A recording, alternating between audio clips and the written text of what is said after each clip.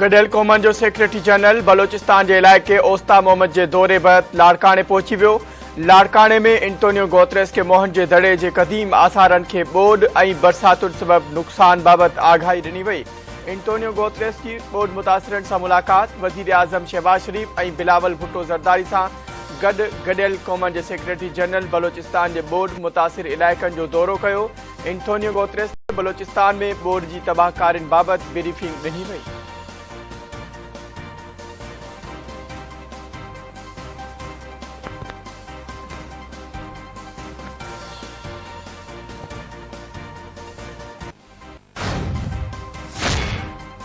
पाकिस्तान मौसमियाती तब्दीलियुनि जे असरनि सबबि मुतासिर थी रहियो आहे। पाकिस्तान में ॿोॾ सबबि थियल वॾी तबाही ते ॾुख आहे।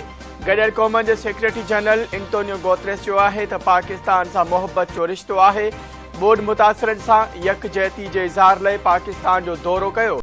वज़ीर आज़म ऐं ॿियनि इख़्तियारियुनि पाकिस्तान में ॿोॾ जी तबाहकारियुनि बाबति ब्रीफिंग ॾिनी आहे।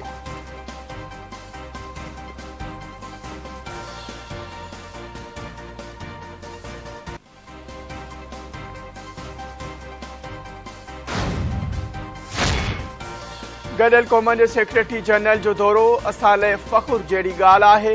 ॿोॾ सबबि 3 करोड़ 30 लख माण्हू मुतासिर थिया। परॾेही मामलनि वारे वज़ीर बिलावल भुट्टो ज़रदारी गडियल क़ौमनि जे सेक्रेटरी जनरल सां गॾु प्रेस कॉन्फ्रेंस कंदे चयो आहे त खेसि यकीन आहे त गडियल क़ौमूं ॾुखे वक़्त में पाकिस्तान खे अकेलो न छॾींदियूं।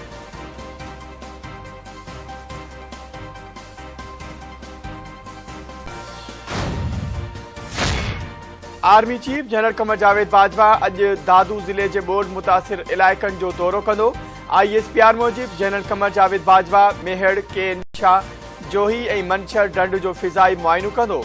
आर्मी चीफ ॿोॾ मुतासिरनि सां मुलाक़ातूं कंदो। जनरल कमर जावेद बाजवा इमदादी सरगर्मियुनि में रुधल जवाननि सां मुलाक़ातूं कंदो।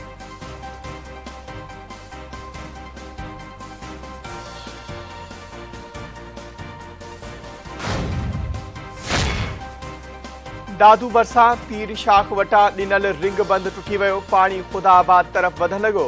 घारे बैदि पाणी ख़ुदाबाद ऐं दादू जेल तरफ़ वधण लॻो। दादू शहर ॿुॾण जो बि ख़दशो। डिस्ट्रिक्ट जेल इंतज़ामिया इख़्तियारियुनि खे आगाह कंदे एमरजेंसी लागू करे छॾी। जेल में मूजिबि 329 कैदियुनि जी मुंतक़िली लाइ आला इख़्तियारियुनि खां इजाज़त तलब। जेल सुप्रिंटेंडेंट मूजिबि ज़िले इंतज़ामिया पुलिस ऐं भर वारनि ज़िलनि खां कैदियुनि जी मुंतक़िली लाइ गाॾियूं तलब कयूं वियूं आहिनि।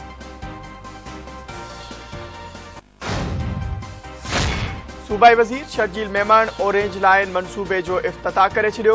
इतलात ऐं ट्रांसपोर्ट जे सूबाई वज़ीर शर्जील मेमन चयो आहे त मंसूबे सां शहरियुनि खे बहितरीन सफ़री सहूलियत मिलंदी। हीअ दुनिया जी सभिनी खां सस्ती बस सर्विस आहे। बस जो भाड़ो 10 खां 20 रुपयनि ताईं आहे। आवाम जी ॾुखियाइनि खे नज़र में रखी घटि भाड़ो रखियो वियो। कराची जे शहरियुनि खे बहितरीन सहूलियतूं ॾिनियूं पियूं वञनि। ऑरेंज लाइन लाइ 100% फंड सिंध हुकूमत ॾिनो।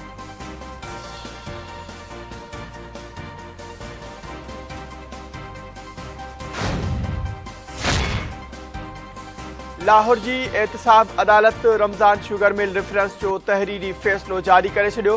फ़ैसिले तहत शहबाज शरीफ ऐं हमज़ा शहबाज जो रेफरेंस नेब चेयरमैन खे वापसि मोकिलियो वियो। अदालत तहरीरी फ़ैसिले में ॼाणायो आहे त एहतसाब ब्यूरो लाॻापियल फ़ोरम ते रेफरेंस दाख़िल करे शहबाज शरीफ ऐं हमज़ा शहबाज लाॻापियल फ़ोरम ते पेश थियनि। नेब तरमीमी एक्ट 2022 तहत एहतसाब अदालत वटि वधीक ट्रायल जो इख़्तियार नाहे। ॿिन्ही जवाबदारनि 5-5 लख जा श्योरिटी बॉन्ड जमा कराया।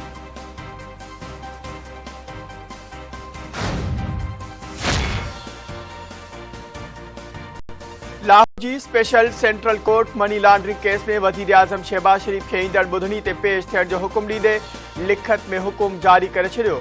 हुकुमनामे में हिदायत कई वई आहे त शहबाज शरीफ ईंदड़ ॿुधनी ते अदालत पेश थिए। शहबाज शरीफ जे वकील हाज़िरी का छूट जी दरख़्वास्त जमा कराए छॾी। दरख़्वास्त मूजिबि शहबाज शरीफ केतिरनि ई अहम मामलनि में मसरूफ़ आहे।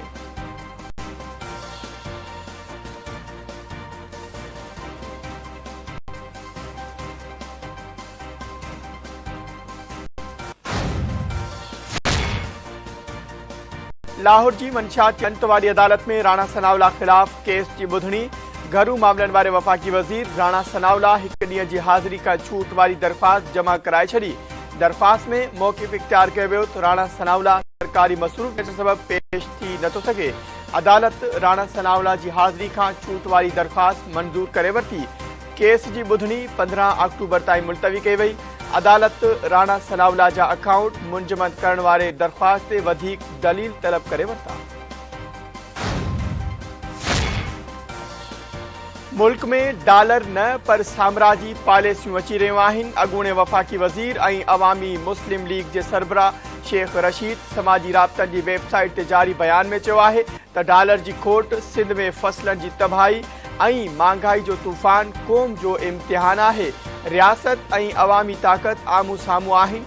अदालती ऐं क़ानूनी जंग में अदलिया ते वॾी ज़िम्मेवारी अची वई आहे। क़ौमी बर्दाश्त जवाब ॾेई चुकी आहे।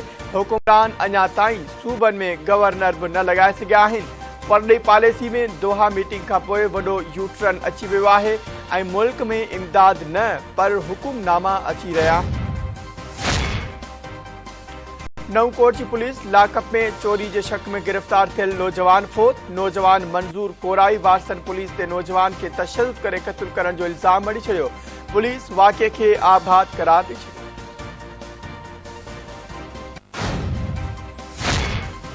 सिंध, बलोचिस्तान ऐं ख़ैबर पख्तूनख्वा में अॼु खां बरसातुनि जो नओं सिलसिलो शुरू। मिठी, नवकोट, जुडो, बदीन, टंडो बागो, शादी लाज में हवा सां गॾु मींहुं, रोड रस्ता पाणी हेठि अची विया। अॻुवारी बरसातुनि ऐं ॿोॾि सबबि मुतासिर थियल इलाइक़नि में 14 सेप्टेम्बर ताईं वक़्फ़े वक़्फ़े सां मींहुं पवंदो।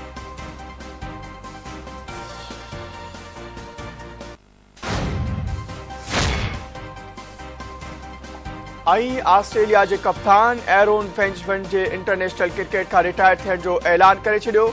एरोन फिंच सुभाणे आचर ॾींहुं न्यूज़ीलैंड ख़िलाफ़ पंहिंजे कैरियर जी आख़िरी वनडे मैच खेॾंदो। 36 वरे जे एरोन फिंच पंहिंजे कैरियर में 145 वनडे मैचिस खेॾियूं। एरोन फिंच जो चवणु आहे त हीअ वक़्तु बहितरीन आहे त हूअ ईंदड़ कप्तान खे बि टीम तयारु करण जो मौक़ो ॾिए।